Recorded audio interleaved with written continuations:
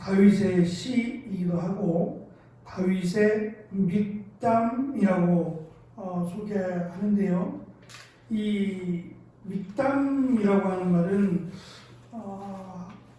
그 70인역에서는 그냥 글이라고 표현을 했고 또 정확하게 알려진 바는 없지만 어떤 장르에 속하는 예를 들면 경피한 음악 또 이런 다양한 그 음악의 장르가 있듯이 시의 장르 가운데 시나 노래의 장르 가운데 하나가 아니겠는가라고 학자들은 이야기합니다. 크게 어떤 형식의 차이는 있지 않습니다. 같은 그 형식들을 가지고 시의 형식을 따랐으니까 시의 형식이긴 한데 이때 당시에 사용되었던 많지는 않겠지만 장르 가운데 하나 정도로 보여집니다.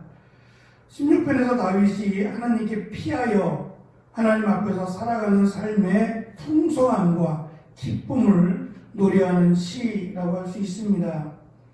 1절이 기도이고 전체가 하나님께 올려드리는 형식을 취하지만 기도보다는 하나님께서 반드시 도우신다, 하나님께서 인도하신다 라고 하는 신뢰를 바탕으로 한 시로 보입니다. 다윗의 인생, 다윗의 삶을 지금 다윗이 이 시를 고백하고 있는 시점이 정확하게 언제냐, 예를 들면 다윗이 좀 어렸을 때 또는 다윗이 중간기에 또 다윗의 노년이라고 보면 딱히 어느 때라고 설명 지을 수는 없습니다. 다만 다윗이 지금 그 1절에 하나님께 피한다 라고 하는 말이나 하나님을 모시고 산다는 표현들, 그리고 기업의 안정들을 설명한 내용들을 근거로 보면 다윗이 어느 정도 왕이 되어서 왕위가 안정이 되고 법궤를 예루살렘으로 옮긴 후에 쓴 것으로 보여집니다. 다윗은 1절에서 피난처가 되시는 하나님을, 2절에서는 복을 주시는 하나님을, 5절에서는 기업을 주시는 하나님, 7절에서는 가르치시는 하나님, 8절에서는 우편에서 지키시는 하나님을, 그리고 9절과 11절에서는 생명의 하나님을 주제로 찬양을 합니다. 중심이 되는 것은 저는 7절과 8절에 있는 가르치시는 또는 훈계하시는 하나님이라고 할 수 있을 겁니다. 이 훈계하시는 이라고 번역된 이 단어가 쉬운 성경에서는 갈 길을 보이시는 이라고 번역을 했고 NIV 영어 성경에서는 조언하시는 하나님이라고 번역을 했습니다. 근데 이 단어는 적의 계략을 알게 하시는 하나님을 설명할 때 썼던 단어예요. 그러니까 사실 전쟁이 그 모든 것을 전환시키는 중심이 되는 삶이었어요.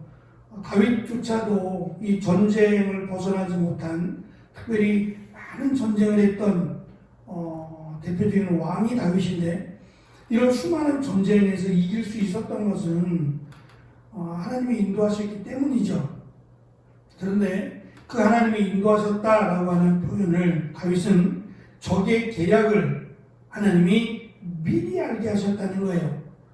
그래서 적이 어디로 침략을 하는지, 적이 어떠한 기략을 가지고 우리를 공격하는지 그것을 하나님이 미리 알게 하셨다라는 것을 지금 훈계하시는 또는 가르치시고 조언하시는 이라고 번역을 한 겁니다.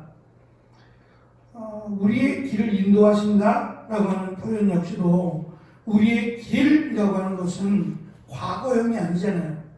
오늘도, 그리고 오늘뿐만 아니라 내일도 하나님이 인도해 주시기를 우리도 원합니다. 그것은 미래에 대한 하나님의 간구인데, 이것을 간절히 구하는 것만이 아니라 반드시 하나님이 인도하신다라고 하는 신뢰와 확신을 포함한 이런 시라고 할 수 있을 겁니다. 특별히 다윗은 1절에서 하나님께 피하는 것, 그것이 복이다라는 것을 강조합니다. 다윗의 삶 가운데 이 피한다라고 하는 것이 굉장히 두드러지죠.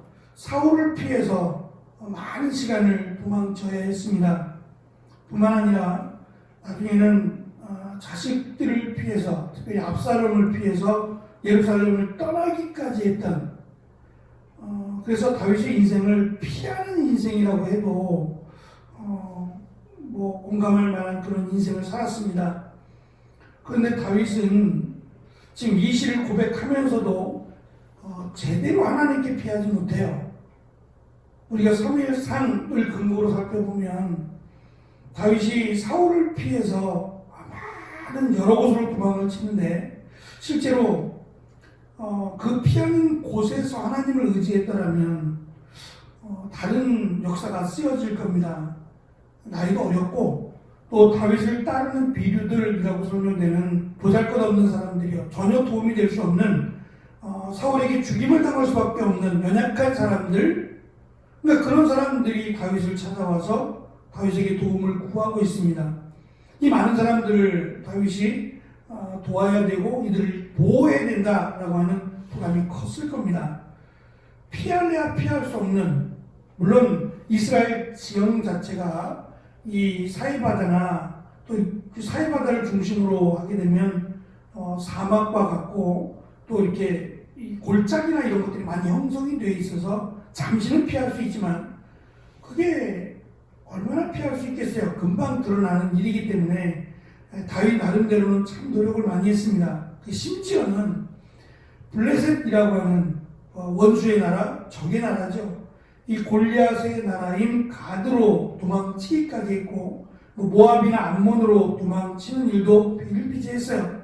그때마다 하나님은 다윗에게 숨지 말고 나오라고 하셨어요. 지금 다윗의 입장은 숨어야 되고 피해야 됩니다. 그런데 하나님은 오히려 숨고 피하고 있는 다윗에게 나오라고 말씀하세요. 많은 사람들이 볼 수 있는 그냥 광야로 나오라고 말씀하신다는 거예요. 그것은 하나님이 도우시고 하나님이 지켜주시겠다는 거예요. 그것을 믿으면 하나님을 원망하지 않을 것이고, 또 하나님을 신뢰하지 못하면 원망하겠죠.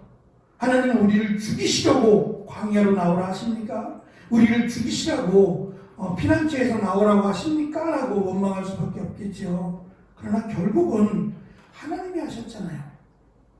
하나님이 다윗을 보호하시고 다윗과 함께한 자들을 인도하심으로 그 보는 자들이 하나님이 다윗과 함께 하신다라고 하는 것을 고백하게 하셨습니다. 다윗은 이제 시의 고백이고 또 신앙의 고백이기 때문에 다윗의 삶과 일치한다라고는 사실 말할 수 없어요. 이렇게 살아가는 사람이 얼마나 되겠어요.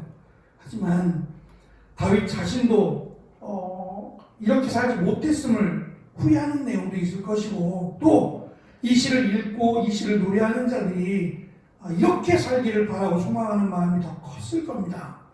그래서 하나님께 피하는 것, 그것이 어떠한 상황이든지 간에 그것이 복이다라고 하는 것은, 복이다라는 것을 다윗이 철저히 고백을 합니다. 5절에 보면 이 잔에 대한 설명이 나옵니다. 많지는 않지만 몇 번에 걸쳐서 이 잔에 대한 설명이 있는데요. 이 잔은 술을 담아서 마시는 도구입니다. 그런데 이 잔을 설명하는 것은 내가 전쟁에서 이겨서 함께 축배를 드는 잔이 될 수 있고, 또 전쟁에서 져서 죽음의 고배를 마시는 잔이 될 수도 있어요. 독주에 해당되는 똑같은 잔은 아닐 겁니다. 우리 같으면은 사실 잔이라는 표현보다는 그릇이라고 하는 표현이 더 맞을 텐데요.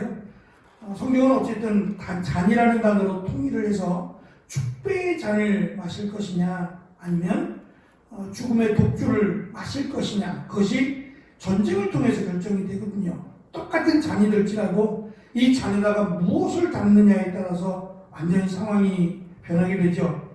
시편 23편에도 하나님께서 나를 비록 어둠의 골짜기, 죽음의 골짜기라고 하는 그런 극단적인 상황에 이를지라도 내 잔을 넘치게, 그래서 하나님이 식탁을 베풀어 주시고 그 식탁에서 기쁨의 잔을 마실 수 있도록 이런 고백을 하고 있는 것처럼, 지금 하나님께서는 반드시 이 기쁨의 잔을, 승리의 잔을 마시게 하신다라고 하는 신뢰의 마음을 담습니다.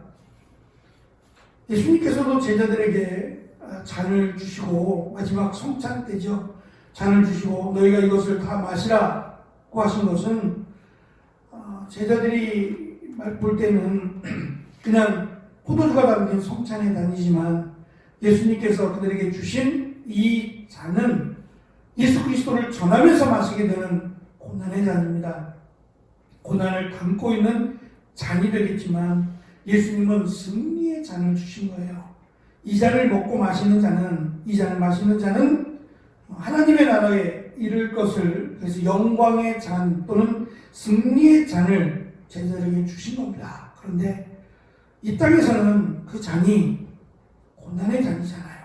예수님을 믿음으로 받게 되는 고난의 잔을 상징합니다. 그러나 예수님께서 주신 잔은 고난의 잔보다 더 위대한 승리요, 영광의 잔이었습니다. 오늘 말씀 시편 가운데 마지막 절에 보면 내가 주의 앞에는 이라고 하는, 이게 주의 앞에라고 하는 단어가 두드러지게 등장을 합니다. 하나님 앞에서 살아가는 기쁨을 노래하고 있다라고도 볼 수 있어서, 저는 하나님 앞에 사는 기쁨이라고 하는 제목을 정해봤습니다. 하나님 앞에 살아간다는 것은 하나님의 말씀을 내 앞에 두고 살아가는 것을 의미하고, 하나님이 나를 인도해 주실 것을 믿고 소망하며 살아가는 것을 의미합니다. 다윗은 이것이 의인의 삶이기도 하고, 또 이러한 삶이 믿음의 삶이라고 지금 노래하고 있는 겁니다. 하나님 앞에서 종교개혁을 부르짖었던 신앙의 사람들이 종교개혁의 모토로 삼았던 것이 하나님 앞에서입니다. 코람데오라고 하는 말이죠. 하나님 앞에서 부끄럽지 않기를. 그래서 루터가 또는 칼빈이 종교개혁을 일으키면서 사람과 타협하지 않고 쉬운 길이 아닌 하나님 앞에서 부끄럽지 않은 길을 택하겠다라고 하며 종교개혁을 일으켰습니다. 그것으로 말미암아 사실은 지금의 교회가 세워질 수 있었다라고 생각합니다.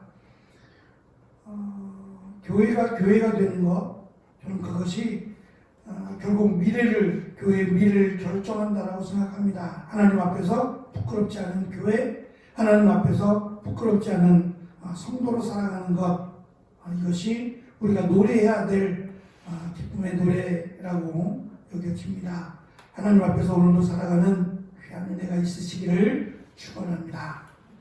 기도하겠습니다.